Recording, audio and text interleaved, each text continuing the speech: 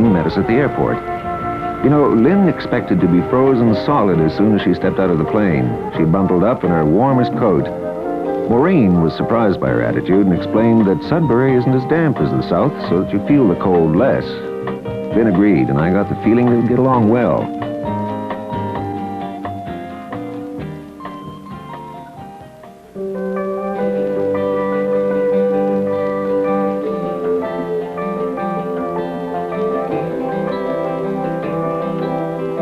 The next day, we headed out to the slopes. The Onaping ski hills at Levac are about 20 minutes from downtown and provided a great view of the area from the top. Glancing at the runs, I could see I was in for a challenging day. The ladies strapped on their blades near the Lacroix home.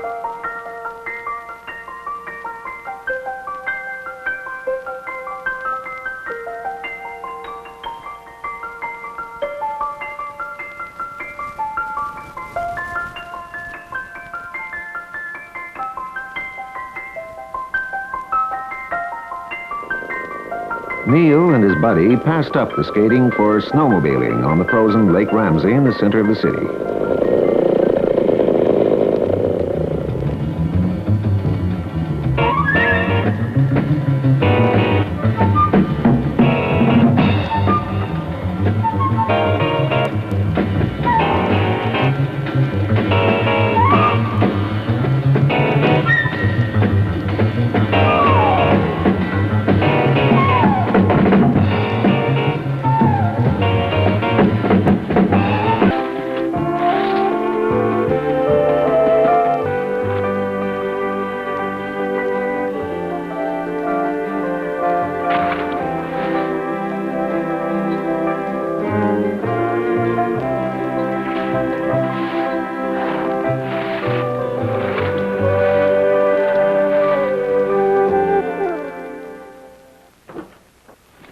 The next day, we met to discuss the Industrial Development Corporation, because at this stage I needed to shed more light on the production possibilities of the region.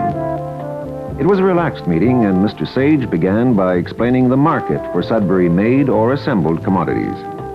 He showed us how the 7 municipalities of Sudbury were situated in the center of a group of cities whose total population is about 500,000. A good-sized market for any item, I thought. Sudbury seemed to have the trunk line to the south sewn up, as well as being perfectly situated in the center of a growth region. I also thought that manufacturers who chose Sudbury and wanted to sell their goods in the south would be in fine shape.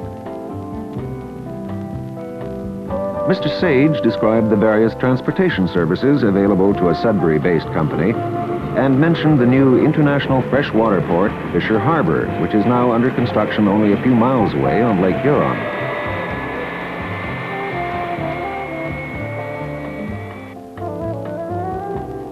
To help reach the local market, Sudbury supports 2 English and 1 French TV station and numerous radio stations which broadcast throughout the entire area by a series of microwave relays. It gives me a chance to get away from hamburger helper and all the other kind of thing we have to put up with. Right, I suppose that a working lady would get kind of frustrated with the quick meals and one. Lou Sage was a mine of information, no pun intended. And he told us a little about the geology and unique geography of an area which can support varied cash crop agriculture, as well as provide secondary industries with the raw materials they may require. For instance, iron ore pellets and copper. Mr. Sage suggested that in order to get a total picture of the labor pool, we should tour the International Nickel Company.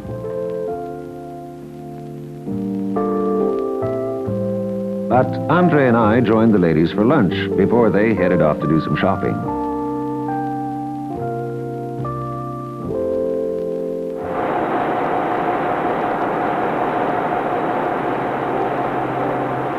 The International Nickel Company employs about 16,000 people in the Sudbury region alone. It's a mighty impressive operation, and our tour guide, engineer Bill Hutchins, has been designing for Inco for 20 years. Bill felt that Inco had never been in better shape than it was now, and that Sudbury could look forward to their continued production for a long time to come. Apparently, proven reserves showed a very healthy 50 years.